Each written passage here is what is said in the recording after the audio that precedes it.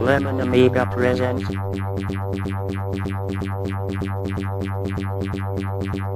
a playtime video review. Sit back and enjoy the show.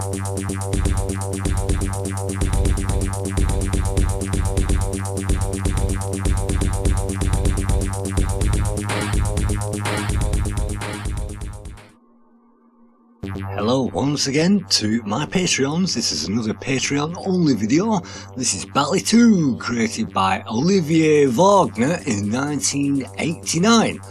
This guy was a German guy and he took it upon himself to homebrew himself a conversion of the 1981 Quicks game, which was released by Taito in the arcade. You can see some very informative information which is all in Greek. And of course it's all Greek to me, all this German stuff, so all you need to do is to complete over 75% of the level to complete it, and anybody who's played the Quicks games will know the variety of gameplay on offer. The game does not come with any groovy title music or anything like that. So we get a very basic introduction with the high scores on there. You can see 56,462 points I've managed to score on this game. You can see the high score table is full, and that's because we played this game in the Lemon Amiga vs English Amiga Board international competition, which was run quite some time ago. You can see we can change the level as well, and for this competition I think we had to start it on level 1 or level I don't think level 0 was in the thing, but if you pull left and right you can change the level of gameplay that you're going to play. But what you're going to see right now is an entry to the Lemon Amiga Games competition, and if I didn't set the level, maybe I did set it on level 2, not quite sure, but what you're going to see is a competition attempt, and the biggest competition attempt that I had in this game, and I don't think you get any more score for the level, but maybe it is faster, I'm not quite sure, but this is a competition attempt and this is my highest goal that I managed to get during that competition. So you can see in this game we play as a pixel, and what we have to do is to avoid all the other pixels, and we have to trap as many pixels as there are in the middle of the screen and avoid as many as there are on the outside of the screen, in this case in the blue area. So if we dive into the black, we can create a line, and when that line joins up with the blue area it will flood fill, and unlike Andy Warhol it will flood fill perfectly fine, unless that is there is a pixel floating in there, and then that pixel will be bounced around it. And the aim of this game is to get those pixels in as small an area as possible. So you can see I'm creating what I like to call a comb, and when those things jut out like a fence, these pixels go in there and you can trap them in there. When that happens, it says something like goodbye, or you know, Dankeschön, press fire. All you can do is to go on to the next level, and you can see Leben 4 right at the top, so it looks like we did start on level 2, and on Leben 4 we get a number more extra of those pixels that we have to avoid, and you can see the score is really minimal at the moment. We haven't even got 10,000 points, and so we're going to have to get through quite a few of these levels. You can also see in the very top corner it will give us a percentage of the screen cleared already. Not that the player will notice any of those figures when they're trying to avoid pixels on the screen.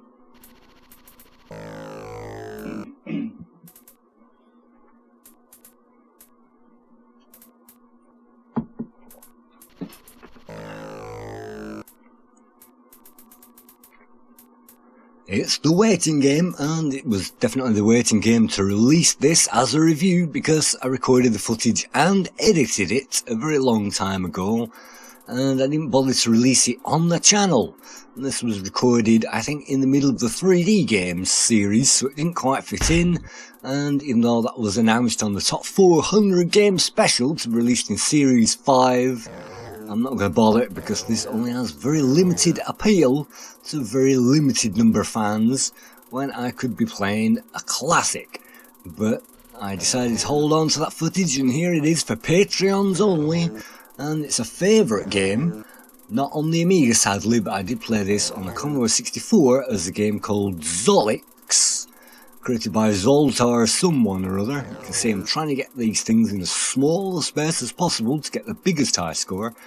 But yes, I played Zolix on the C64, and we've also played a game called Volfid in the Lemon Amiga competition, and that is a lot more like Quicks, because if you remember in Quicks, you can either go out slowly to build a red box, and that can give you a lot more score at the end, or you could dive out quickly to make a blue box, and that can give you less score, but it means you could dive out. In this game, all we have is the blue, and so we can move pretty quickly, but we don't get the option to move fast or slow, and we also don't get a spinning thing in the middle of it either to avoid.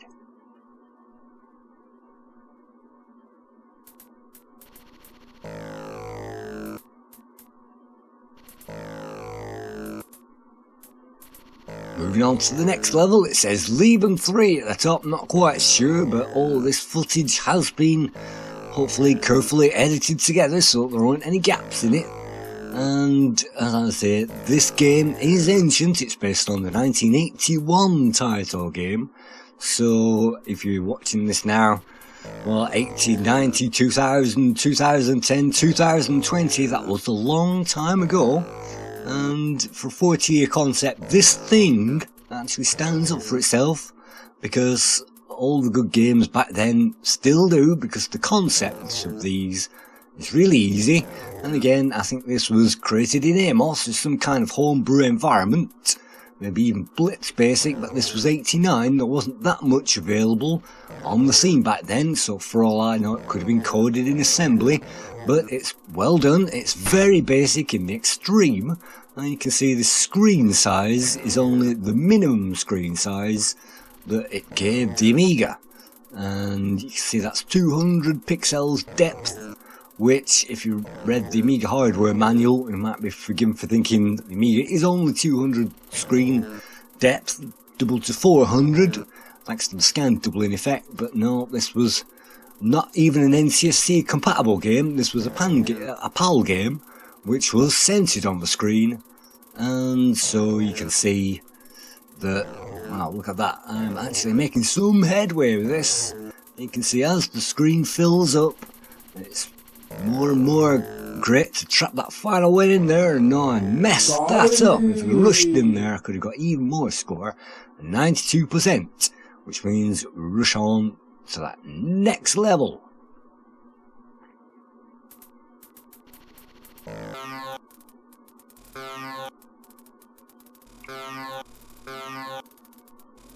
Not much is known about the creator of this game, and I tried to find the Olivier Wagner on the whole website. There isn't much, and even on Lemon we only have Bally II, Bally III, but there also was a Bally IV, believe it or not, which is identical but with a different colour scheme. So if you want to play one of these types of games on the Amiga, I definitely recommend Volfid, because that had a critter in the middle of the screen. And if you remember, Zolix and Quicks had a kind of a, whatever you call it, a kind of a demo graphic in the middle of the screen, like a Windows 95 or a, Windows 3 PC screensaver. It was just a load of coloured lines which were matrixed together. I suppose you could call it a matrix flowing object, but that thing was flowing around and bouncing around, and what you had to do is trap it to get a massive score, and that was really taken to the nth level on Zolix. So there you go, that's my first try of this game, another warm up, another failed attempt for that high score table. So we will be moving through a couple of these in this video. That's one of the reasons why I chopped the entire thing from the release catalogue, because nobody wants to sit through this, and nobody wants to narrate this for half an hour either. So with all that in mind, let's persevere, and let's see how far we can get with starting from scratch again. And this is precisely what I had to do when I was playing this game in the competition, and yes, you can press the fire button just like that, and that will reverse the control of all of the dots on the screen. And the dots and pixels, whatever you want to call them, they're supposed to be bouncing balls, and they do bounce around. And speeding up that footage again, yes, you do have a number of those, but I think you only have maybe 1 or 2 emergency presses of that fire button available per level. So you can't hang around, and I am hanging around waiting for those to go in my tooth comb and comb those nits out of my hair. But you can build those all around that level until the edges of that screen are knitted with trajectories. You can just nip in there as quickly as you like, and once one is trapped, you can spend all the time in the world trying to get that into as small a box as possible. And then we've only got 1 left now because we started this game all over again.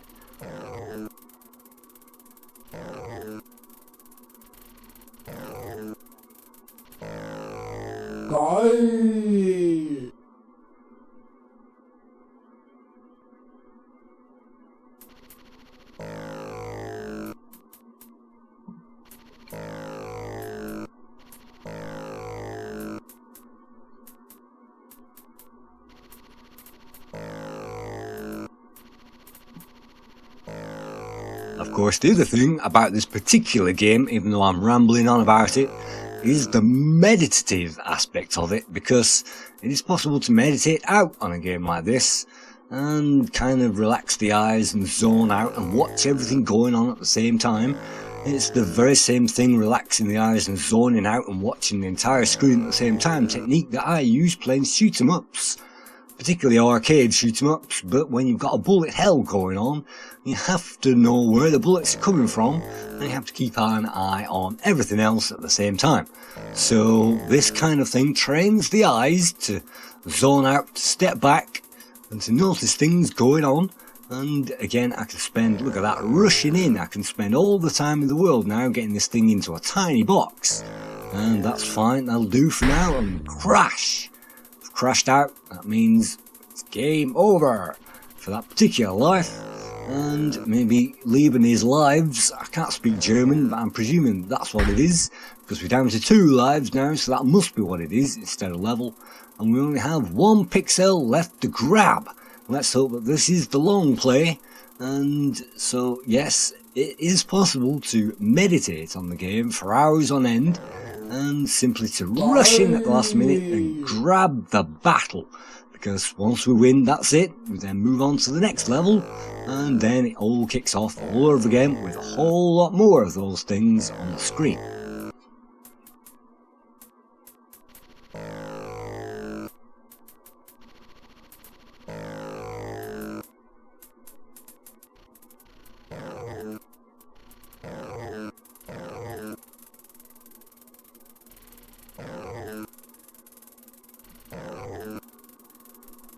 This goes out to my Patreons, and one of my first Patreons was a guy called Predseda, and I think he was the very first one. He backed me from the very start.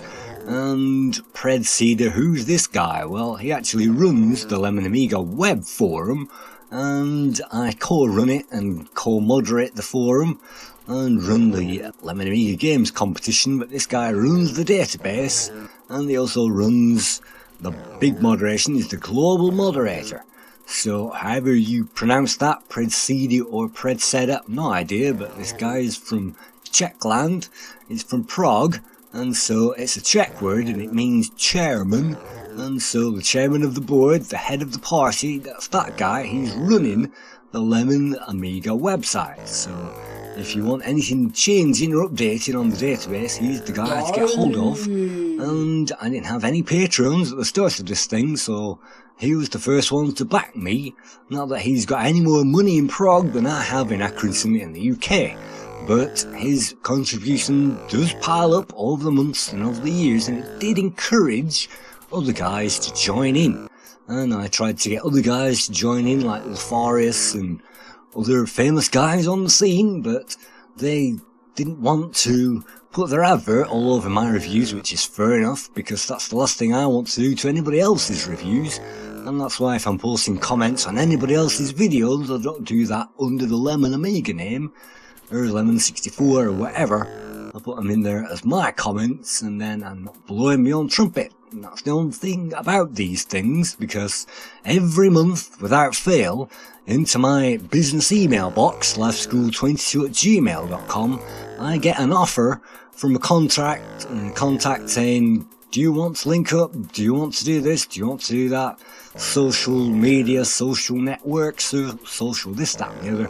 I have no idea what all of that's about, but I do know that I don't want the adverts to be all over my reviews, because the last thing you want to see when you click on play is a load of adverts for something that you'll never buy, or something you've already got already, like a new sofa or a new car. So I didn't want all of those adverts on all of my things, and I didn't want somebody coming along and posting their things all over my things either. And that all began because of a certain group that started at the very beginning of the internet period. They were, well, they will remain nameless, but they backed several channels at the time, and they said, do you want to partner up? Do you want to, you know, we'll give you some money? And I said, no thanks, basically because I didn't like the title music that they used. The animation was fine, but the title music that chimes in every single time one of their videos came on was annoying to the extreme. So I said, no thanks, and I've said no thanks to every single one of them since then. Even though they say, well, it starts from $1,000, you know, if you put one of our adverts in your play guides, we can give you $1,000. And to be honest, that would double my bank balance overnight, but I turn them all down. The grands and the $5 and all the rest of it. I'm not reviewing anything, basically because this is meant to be a retro channel, and that breaks the point of contact if people are basically reviewing modern stuff, because I don't want anything modern on these reviews except for the emulator itself, which is supposed to be emulating the output of an ancient 1980s computer. And so that's the theory behind the adverts, and that's why Lemon Amiga's tried to be advert free for so long. And I reluctantly even tried the AdSense bit and switched that off on most of my reviews, because you literally do get, well, cents for every 100 views, so I might get 2 or 3 cents if the video is any good, and every 6 months I might get something from them, but you can't really count on it. So the business side of running a YouTube channel is important, because if I was getting paid for doing this, I'd obviously put more effort into doing this, and I made myself, well, an unlisted, unwritten rule, but I'm written it and saying it now. I said that every time I get a Patreon subscriber, what I'm going to do is I'm going to produce another video on the Patreon only site, the back part, and then Patreons can look at them, and it will be a video just for them. And this one's Predseda's video. Not that he likes this game in particular, he likes many games on the Amiga, and he did join in with us during this particular competition run that I recorded all those years ago that I'm trying to release and show you right now. But yes, this game is favourable by lots and lots of people, even though it is simplistic, and I didn't want to cover the game up with adverts for this, that and the other, or maybe, you know, EverQuest and whatever the latest multiplayer online game is at the moment. And role-playing games, virtual role-playing games in this case, don't really interest me as much as role-playing a pixel. And when we are a tiny, tiny pixel, as you shall see when we finally get to the Ants review that we will get to at some point soon. Ants is another group of tiny pixels that go around like lemmings, and it's very easy to get yourself into that headspace because it's only the space of 1 pixel. And I was having a conversation with somebody just the other day, talking randomly about 7.1 surround sound.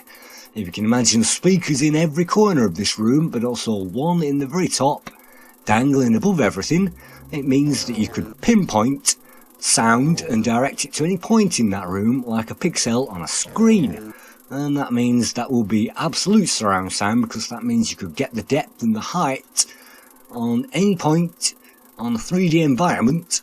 And not that anybody's going to do that now with headphones. You can't really put a speaker on top of your head, but that was the theory that I had behind 7.1 surround sound. So if anybody wants to use that theory, that would mean that you basically wandering through pixels in a room, and pixels being sound, and so the sound would sound differently depending on where you went and what you wandered through, and how you did that. I'm not quite sure how it would work. Maybe it would drive you crazy if you're trying to work out this stuff, but that's the theory anyway. Silent meditative sounds that jingle jangle around in 360 degrees as you spiral around them, and hopefully that will give you the best surround sound money can't buy at the moment.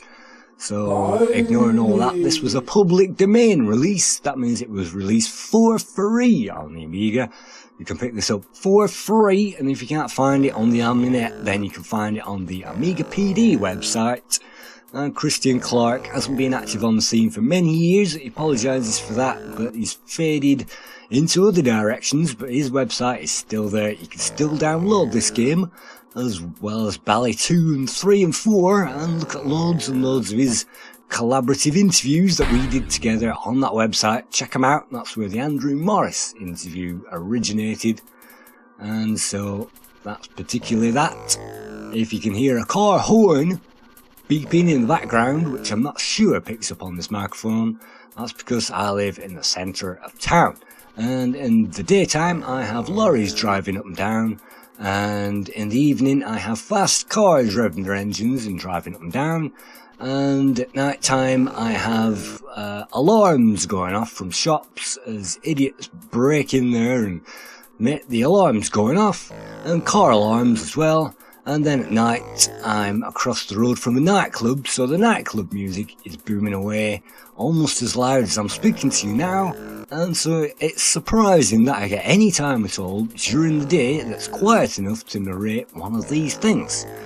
Right now it's almost 7 o'clock in the evening, which means that all the good people and all the intelligent people have now left work and are leaving town, and that leaves the precious hour before the idiots come back into town where I can actually do one of these narrations. So here we go again. This is the tooth comb effect, and I'm going to comb those bugs out of there.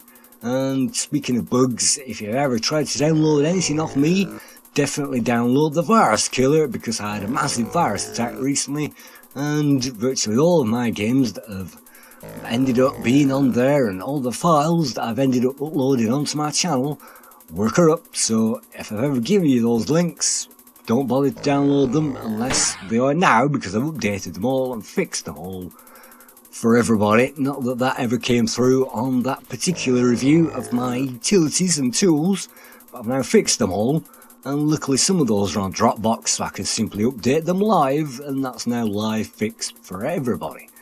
So, returning back to this Zolix game, which it really is more like Zolix than Quicks, and even though, well, we're up there now, we're almost getting towards that top score, which is amazing.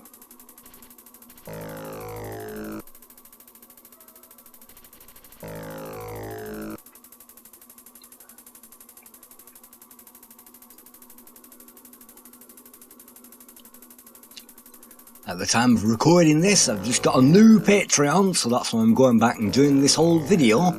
And the new Patreon, well done, that's a new subscriber. That means I've got another video to put out, not necessarily the one that he wanted, but some old footage of some old game that's a favourite of mine, that's just a niche favourite, and I don't think it's really going to reach 1,000 views on the Patreon. This video was at one time supposed to be my 7K sub special. And the 7K sub special, it would have been great until about 20 minutes through, and then it would have been boring, just as it is boring waiting for me to get through this video. But you can see my technique on offer. It doesn't really change from level to level, and I usually move from the sides, just like this.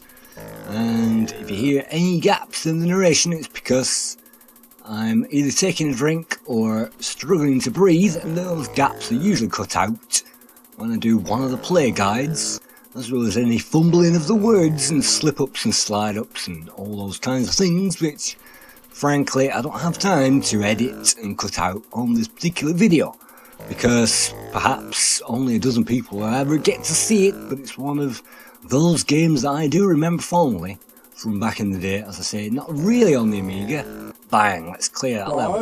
Look at that. Not really on the Amiga, but definitely on the 8-bits, and this game is on the 8-bit platforms, and conversions of games like this appeared on the Apple II and other applications that you can remember, and they all had different names because they all tried to rip off Quicks without calling it that.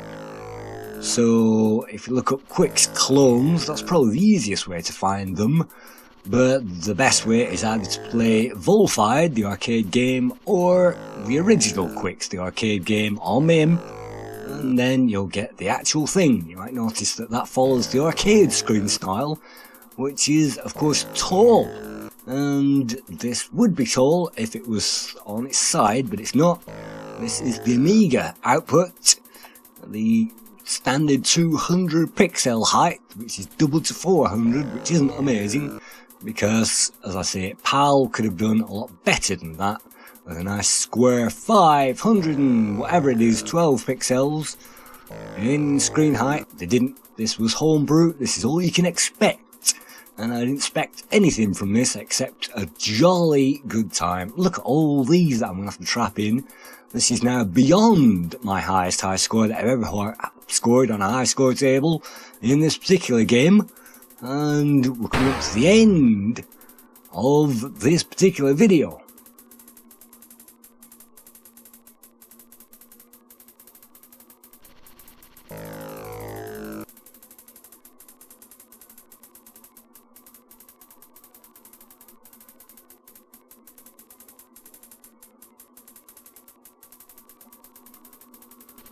This being a public domain title, there weren't that many reviews, if there were any reviews of this game on the internet, and I could look up the Lemon Amiga review, but that might interfere with this recording, so I'm not going to do that. But whatever they gave it, it deserves maybe an 8 out of 10 for me in terms of playability. The graphics are shockingly dull and boring, the sound effects are shockingly absent, lack of music, lack of title presentation, lack of cover art because this was a public domain release, lack of everything concerned. You can't even type your name apparently on that keyboard, so lack of keyboard support, lack of English support, lack of everything in this game except for pure playability, so it gets a 1 out of 10 on all those categories, and a 10 for playability. That means my average score is 8 out of 10. And even demo-like effects, when you quit the game it will close and crash into Workbench. So this is another try on the very same competition. I'm not going to get anywhere near that high score, but this is yet another try. We can see trapping more than one of those pixels in the screen area is possible, and that's another way to do it if you can trap 2. And you can also see that sometimes a quirk of this game is buggy, sometimes it won't connect things together and it will leave islands together, and you can only go around those islands, otherwise it will start to draw a new line. So you can see that island right in the middle of the screen hasn't disappeared, and so that island will just have to stay there all the time until we get to the end of this review.